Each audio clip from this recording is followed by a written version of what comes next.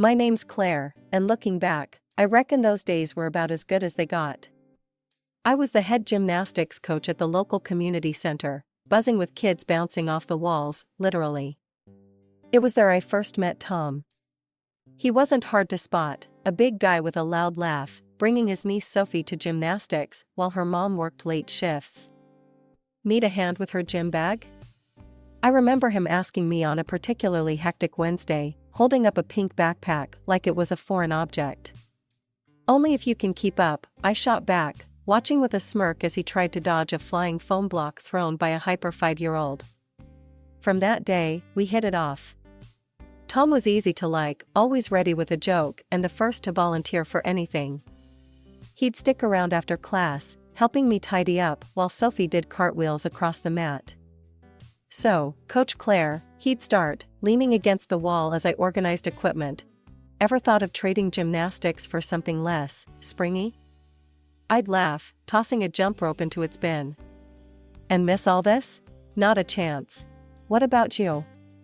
Ever thought of not being a big-time finance guy? He'd shake his head, watching his niece with a smile. Nah, those numbers need me. But it's a nice change being here, you know? We talked like that, easy and open. It wasn't long before our chats turned into coffee dates, and then into dinner plans. A year later, we were married. It felt natural, like I'd known him my whole life. Our families meshed well at the wedding. My parents adored him and his folks treated me like I was one of their own. Anna, Tom's sister, was thrilled. "You're the sister I never had, Claire," she'd say, and I believed her. I never thought I'd give up coaching, but then life threw us a curveball. I got pregnant. Tom and I were over the moon, excited and a bit scared. But it meant I had to step away from the gym, at least for a while. "Babe, you sure about this?" Tom asked one night as we sat on our back porch, the summer air thick around us. "Yeah, it's not forever, just for now. For the baby," I said, resting my head on his shoulder. He kissed the top of my head, squeezing my hand. "Whatever you need, I'm here. We're in this together, right?" "Right," I agreed, but deep down, I was terrified of losing a part of myself to this new role. Still, I was determined to make it work. After all, how hard could it be? Life as a new mom was no joke. I thought coaching rowdy kids had me trained up, but this was a whole different league. When our first, Ellie, came along, it hit me like a ton of bricks. Sleepless nights, endless diapers, and feeding sessions that could last an eternity. 2 years later, Max joined the crew and doubled the chaos. "Are you sure you don't miss those backflips and somersaults?" Tom joked one evening as we collapsed on the couch, both of us worn out from another day of parental Olympics. "Trust me, the acrobatics happening in this house beat any gym routine," I shot back, trying to muster a laugh, but really, I was stretched thin. With Tom's job in finance, keeping him at the office till all hours, it often felt like I was running a one-woman show. I loved our kids to bits, but there were days I barely recognized myself in the mirror. Hair always pulled back, bags under my eyes, and wearing what I jokingly called my mom uniform of spit-up-stained shirts and stretchy pants. "Mama, look." Ellie's voice would pull me from my slump as she dragged her brother, both covered in what I hoped was just mud from the garden. "Guys, seriously?" But before I could finish, they were laughing, and so was I, tired but genuinely amused. The days rolled into each other, each one a repeat of laughs, cries, spills, and the rare, quiet naps when I could sip my coffee still warm. One of those rare quiet moments, my phone buzzed. It was Anna, Tom's sister. "Hey, Claire, how's life in the kitty jungle?" Her voice was a lifeline some days. "Surviving, just," I sighed, leaning back against the kitchen counter. "You need to get out. Come over this weekend. Mom and Dad want to see the kids, and I could use some adult conversation that doesn't involve cartoons." At Anna's, the change of scenery did wonders. The grandparents cooed over Max, and Ellie was soon lost in a game of hide-and-seek with her cousin, Sophie. I actually had a hot cup of coffee and adult conversation. It was a slice of normalcy that I hadn't realized I'd missed so much. You look like you needed this, Tom noted, his arm slipping around my shoulder as we watched our kids play. More than you know, I admitted. It's just, sometimes I feel like I'm disappearing, you know? Like I'm becoming just a mom and nothing else. Tom squeezed my shoulder. You're never just anything. You're amazing. And if you want to go back to work, or find something that's just for you, I'm behind you. It was nice to hear, but we both knew it wasn't that simple. The logistics of daycare, the cost, the schedules, our lives had orbited around his career, and squeezing in anything else felt nearly impossible. But that day, I made a promise to myself. I wouldn't lose Claire to motherhood. I'd find a way to weave the parts of my old self into this new tapestry. How exactly, I wasn't sure, but I was determined to start somewhere. Maybe a part-time gig or some freelance coaching. Something to remind me who I was before all this. Just when I thought I had a plan to claw back a bit of the old me, life threw us another curveball. I was pregnant again. When I told Tom, I saw that flash of happiness, but it flickered out fast, replaced by a tight look I'd come to know too well. That's great, babe, really great, he managed, but his voice was strained, like he was trying to convince himself. As the weeks rolled on, the reality of another baby hit hard. The fatigue was crushing this time around, and keeping up with Ellie and Max was tougher than ever. I knew I needed more help from Tom, but whenever I brought it up, it turned sour fast. Tom, I need you to pick up a bit more around here. I'm struggling, I said one evening as we faced a mountain of unwashed dishes and laundry. He sighed, pinching the bridge of his nose. Claire, I'm slammed at work. When I get home, I need to rest, not start a second shift with the kids screaming. His words stung, and I bit back tears. It's not like I'm having a blast here. We're supposed to be in this together, remember? He didn't respond, just turned away, his silence a thick wall between us. As my belly grew, so did the distance in our home. Tom started staying away longer, business trips stacking up back to back. When he was home, he'd vanish into his office, door shut, the kids' knocks going unanswered. Ellie, who'd always been Daddy's little girl, tugged at my sleeve one day, her voice small. Why doesn't Daddy come out to play with us anymore? I scooped her up, holding her close. Daddy's just really tired, sweetie. Work's got him all wound up. But excuses were wearing thin, even to my own ears. The day our third, little Ava, was born, I thought maybe things would turn a corner. Maybe seeing her tiny face, holding her, would snap Tom out of whatever funk he'd fallen into. But if anything, it got worse. Coming home from the hospital, I was met with chaos. Toys everywhere, dishes piled high, and Tom, asleep on the couch, oblivious. Tom, wake up. I can't do this on my own, I said, exhaustion seeping into every word. He blinked awake, irritable. What do you want me to do, Claire? I'm not the one who wanted another kid right now. His words felt like a slap. We're supposed to be a team. They're your kids too. He just shrugged, turning back to the TV, the volume going up as if to drown out the needs of his own family. I tried to keep the peace, swallowing down my frustration for the sake of the kids.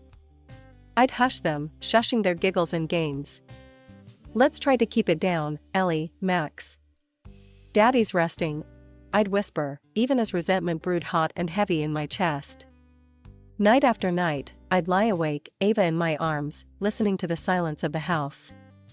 Tom's distance was a constant echo, his presence more ghost than husband.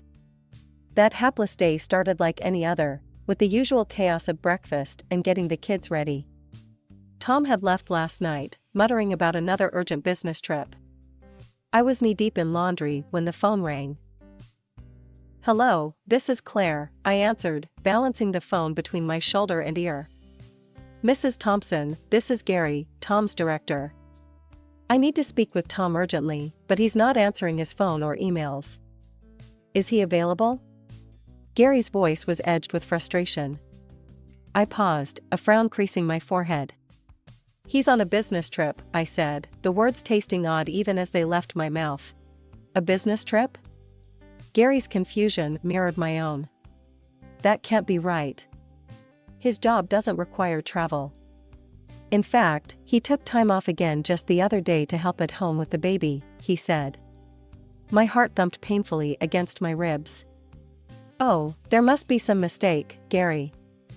I'll let him know you called. I hung up, feeling the room spin slightly.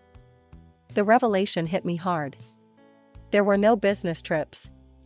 Where had Tom been going all this time? My mind raced as I pieced together his frequent absences, his disinterest. It all made a terrible sort of sense now. I was still reeling from the shock when Tom came home later that week.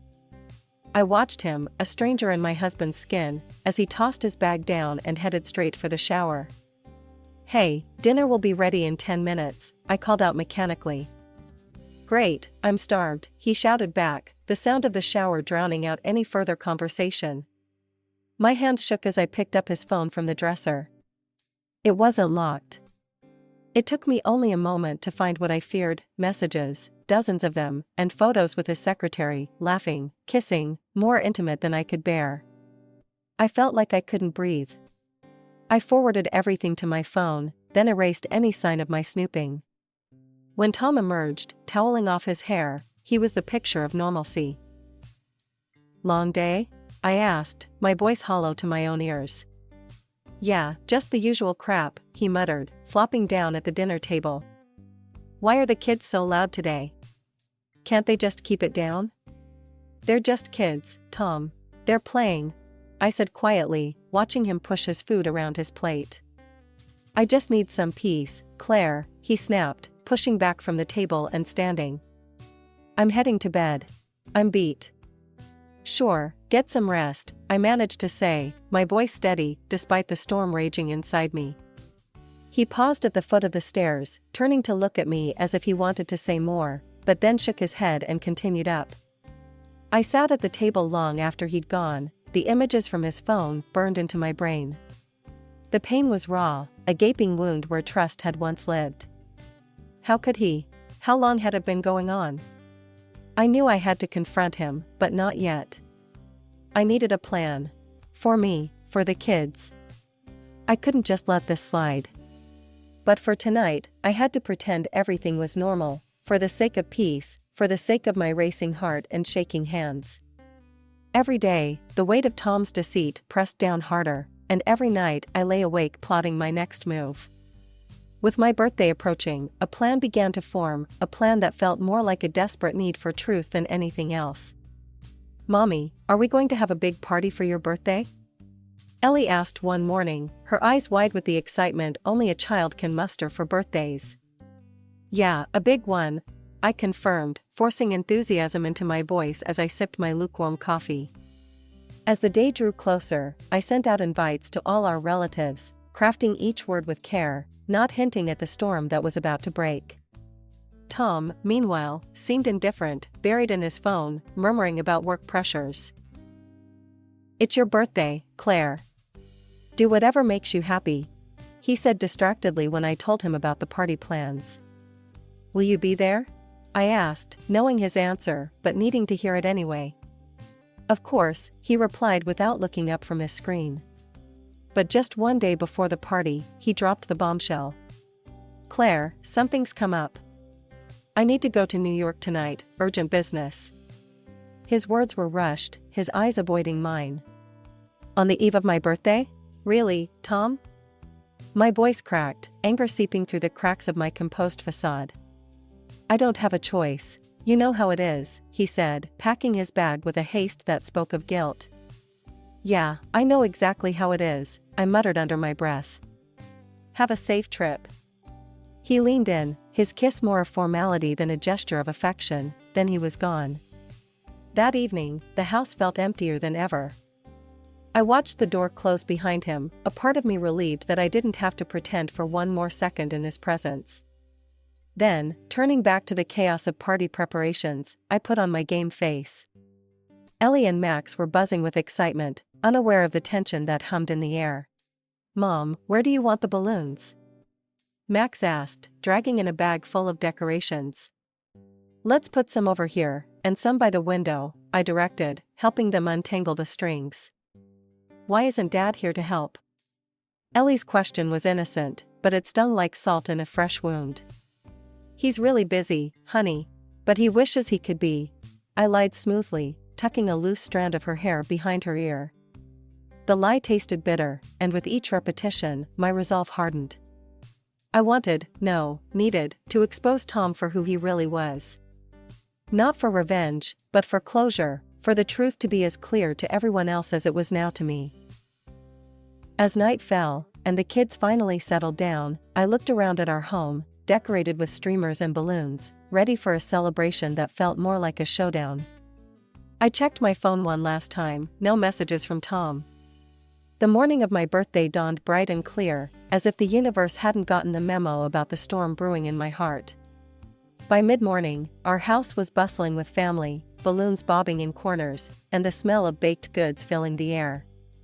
"Happy birthday, sweetheart," my mom greeted me, wrapping me in a warm hug and handing me a beautifully wrapped box. "We're so proud of you." "Thanks, Mom," I replied, managing a smile as I set the gift on the table crowded with other presents. Tom's parents arrived next, his mom clutching a large bouquet of flowers. "Where's Tom, dear?" she asked almost immediately, looking around as if he might be hiding. I swallowed, my stomach churning. "Actually, I need to talk to all of you about Tom," I said, my voice steady despite the trembling inside. The room quieted, all eyes on me. "Can we sit down in the living room? There's something important I need to share." Once everyone settled, the weight of their attention felt like a physical pressure. "Tom isn't here because he lied about being on a business trip. He's been lying about a lot of things." Murmurs of confusion rippled through the room. I held up my phone, the screen displaying a photo of Tom with his secretary, closer than colleagues should be. "For years, I believed we were struggling together with the pressures of family and work," I continued, the room hanging on every word. "But Tom has been leading a double life. This is his mistress, and they've been together for a long time." Gasps and murmurs filled the room. Tom's mother put a hand over her mouth, tears filling her eyes. His sister, Anna, reached out, squeezing my hand as if to pass me strength. "I've tried to be the perfect wife and mother, believing we were partners. But Tom hasn't been a partner to me or a father to our children in any way that counts," I said, my voice breaking. "I can't stay in this house anymore." Tom's dad, a stern man who'd always intimidated me, stood up abruptly. "This house," he began, his voice deep and firm, "was always under my name, a safety net for my grandchildren. Tom has disgraced not only his family, but himself." His wife, still tearful, nodded. "What are you suggesting, dear?" she asked, looking between her husband and me. "I suggest we sell this house. I'll buy a new one closer to us. Claire and the kids can start fresh, without the shadow of my son's betrayal." Tom's sister chimed in, her voice fierce. "And I'm just down the road. You won't be alone, Claire. We'll help out however we can." My parents, who had been quietly supportive until now, agreed. "We'll pitch in too. Whatever you need to make a new home," my dad said, his voice gruff with suppressed emotion. The support was overwhelming, tears streaming down my face not just from the pain but also from the unexpected solidarity. "Thank you," I managed to say. "For everything. I thought I'd have to face this all alone." "No, honey," my mother-in-law said, getting up to hug me tightly. "Your family. And family sticks together, especially during times like these." By the time everyone left, the house felt different, emptier, yet somehow full of potential. I put the kids to bed, their innocent faces a reminder of why I had to fight for a better future. The sale of the old house happened so fast it made my head spin. Before I knew it, Tom's parents had purchased a new home for me and the kids, just a few blocks from his sister, Anna. "Mom, this place is huge," Max exclaimed, running through the empty living room as soon as we stepped inside. Ellie and Ava followed suit, their laughter and footsteps echoing off the walls. "It's perfect, isn't it?" Anna smiled, placing an arm around my shoulders as we watched the kids explore. "Yes, more than I could have hoped for," I replied, my voice thick with emotion. Over the next few days, the move was all hands on deck. My parents and in-laws, along with Anna, helped pack up our old lives and set up new beginnings. Boxes were filled, moved, and unpacked at a pace that felt dizzying. One of the last things I did was pack Tom's belongings. They were fewer than I expected, memories I was more than ready to let go of. I shipped them off to his office along with a detailed letter to his director, exposing not just his personal failings, but his professional deceit. The very day the courier confirmed delivery of Tom's things, my phone rang. It was Tom, and he was livid. Claire, what the hell do you think you're doing? I can't get into the house. What's going on? His voice was a mix of confusion and rage. Tom, that's not our house anymore. It's been sold. I thought you'd be with your girlfriend, I said calmly, a sense of empowerment growing with every word. You can't just kick me out. Where are my kids? What about my stuff? He barked back. Your things are at your office. As for the kids, they're safe and happy, far from this mess you've created, I responded, my tone firm. The line went dead, and later, Anna told me Tom had shown up at their parents' home, only to be turned away. He was shouting about rights and fairness, but Mom and Dad were clear. They've seen enough, she said over the phone. And his job? I asked, curiosity getting the better of me. Anna sighed. They've transferred him to another branch. And yes, the secretary was let go. As I processed everything, the weight of the past months seemed to lift slightly. For the first time in what felt like forever, I looked forward to the future. After filing for divorce and going through the legalities, the court granted me not only the divorce but also alimony and compensation, recognizing the hardship and betrayal I endured. It wasn't just about the money, it was validation that I deserved better. Now, I'm rebuilding life in our new home, a safe haven filled with laughter and the pitter-patter of little feet. I returned to coaching gymnastics in the mornings, reigniting my passion and reconnecting with the community. The joy of teaching, of shaping young lives, infused me with energy and purpose. Mama, look what Grandma and Grandpa got us. Ellie shouted one evening, dragging a huge box into the living room with Max's help. What's this now? I laughed, watching them tear into the package with giddy excitement. It's the new building blocks set we saw at the store. Max exclaimed, pieces of brightly colored blocks spilling onto the floor. Your grandparents spoil you rotten, I said, though my heart swelled with gratitude for both my parents and Tom's parents, who, despite everything, remained a steadfast support system. Can we build a castle? Ava asked, her small hands eager to join in. Only if I can be the queen, I teased, settling down on the floor with them. Our evenings were like this, simple, joyful, and full of love. As I watched my children play, I often reflected on how far we had come. Later, after tucking them into bed, I'd sit with a cup of tea, enjoying the calm of the night. It was during one of these quiet moments that Anna called. Hey, Claire, just checking in. How are you guys doing? She asked, her voice always bringing a smile to my face. We're good, Anna. Really good. The kids are happy, and I'm actually enjoying life again, I replied, a truth that felt new and wonderful. That's so great to hear. And Tom? Her tone was cautious, knowing this was still a tender subject. He's with his mistress, from what I heard. Struggling, fighting over money issues because of the alimony and all, I said, not without a twinge of bitterness that quickly faded. But, honestly, Anna, I don't feel sorry for him. Not anymore. My parents and Tom's had gone above and beyond, helping with the kids, dropping by with groceries, or just calling to say hello. Their love for their grandchildren was unmeasurable, and I was deeply thankful for their presence. Each morning, as I headed to the gym, the sun rising in the background, I felt a sense of accomplishment.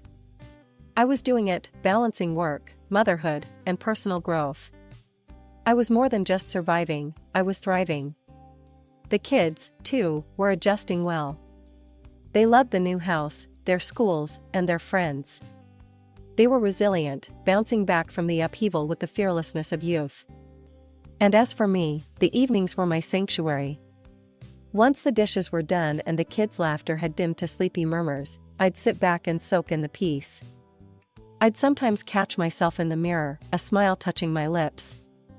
The reflection showed a woman transformed by trials, but not defined by them.